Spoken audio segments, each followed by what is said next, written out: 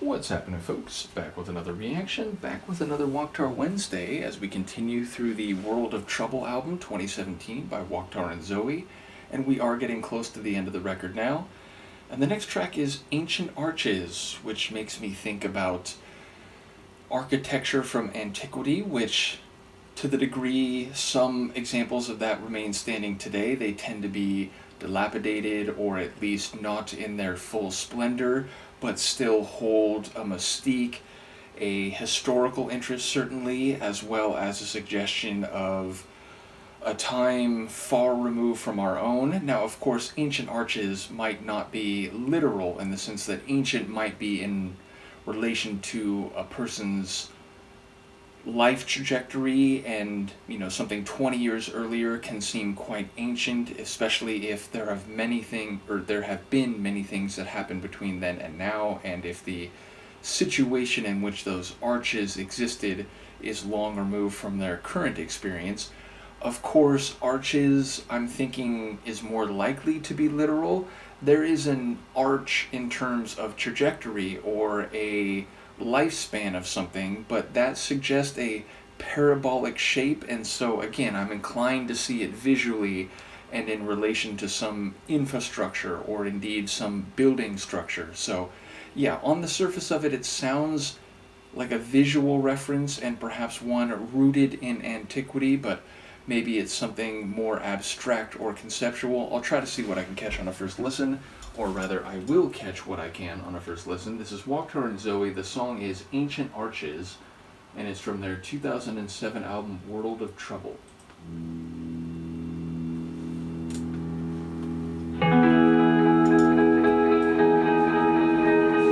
There he goes again. I heard it from a friend who couldn't comprehend why I would defend him still. I walk into a market with stalls and ancient arches. The sun is barely hanging in the sky. I'm far away from home, some loose change and a phone. It's everything I need to get by.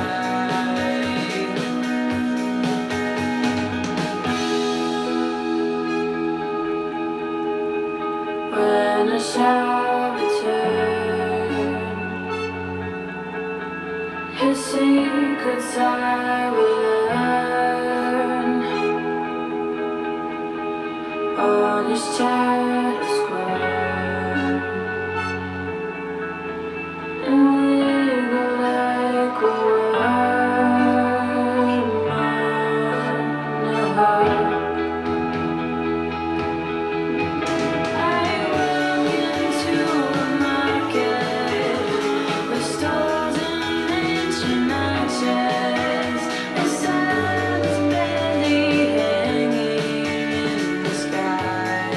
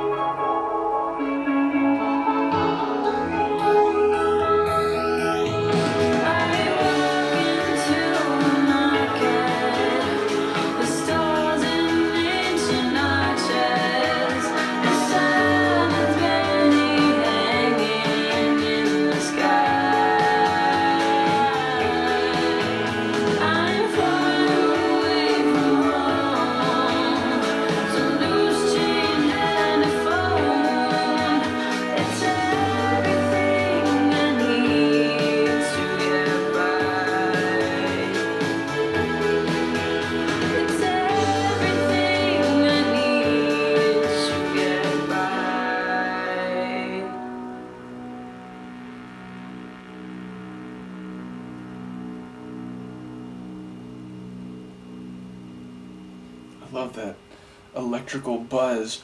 So I first want to comment on the interesting slash unexpected but very compelling melodic line of the final line of the chorus. The way she says, like, it's everything I need to get by. Like, she goes down and sort of heavy or dark in the melodic turn of that last line of the chorus. So yeah, a bit unexpected, because it sounds less light and bright like a lot of the other Sonics, and I suppose a lot of her vocal performance here is lower, I believe, in her register, but that line in particular just really stuck out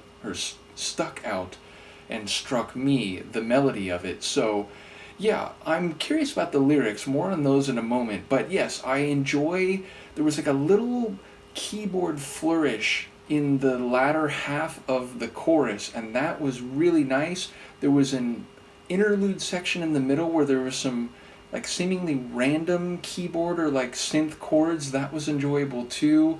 Obviously there's a bit of effects on the Sonics where, you know, they go a bit more muffled and then come back to the clear, and there's a bit of echo to that. Her vocals, especially, I noticed it in the latter half of the song, they were polyphonic or layered. They were sort of overlapping each other, and there was a bit of echo in multiple vocal lines at the same time, so I enjoyed that. Lyrically, I didn't catch everything, but I heard some lines, at least in part, and I'm intrigued because it sounds like she's walking into a market which has, like, she's talking about the stars and the ancient arches, and there's something hanging in the sky, so it sounds very visual. Then I think she references Rome specifically, but that she's far away from it and something by phone. So it sounds like maybe there's a visual reference here, but there is some distance, but not necessarily the distance between now and when those ancient arches were built, although maybe that is part of it, because, you know, if you're talking about phones, it's modern technology, but if you're making reference to arches in Rome, that speaks to ancient human history, you know, multiple millennia ago. So it feels like maybe there's a personal story set within this physical environment and some sort of physical distance in terms of where the narrator is speaking from now relative to the scene she's describing. And of course the stars take the idea of ancient history to a much more extensive and prodigious level, which is to say, the stars we see at night are by and large much, much older than even the oldest human recorded history, or even human history more broadly. So I feel like maybe there's a playing with layers of time here, but again, it sounds like there's a personal narrative set within that. I just don't quite know how it all stitches together, but certainly there's some visual imagery that is suggested by the vocals or by the lyrics that I enjoyed. I do think Zoe sounds good on this one. Again, lower in her register, but also sort of a bit dreamy, not unlike some of the Savoy catalog. I know there's been a couple folks who've been saying, like, I really don't hear any connection to Savoy here, and sonically there are moments where perhaps that is very much true, but there is some atmosphere along the way of this album that has reminded me of some of Paul's writing for Savoy musically. So either way, I enjoy the tune. I'm curious to know what it's about.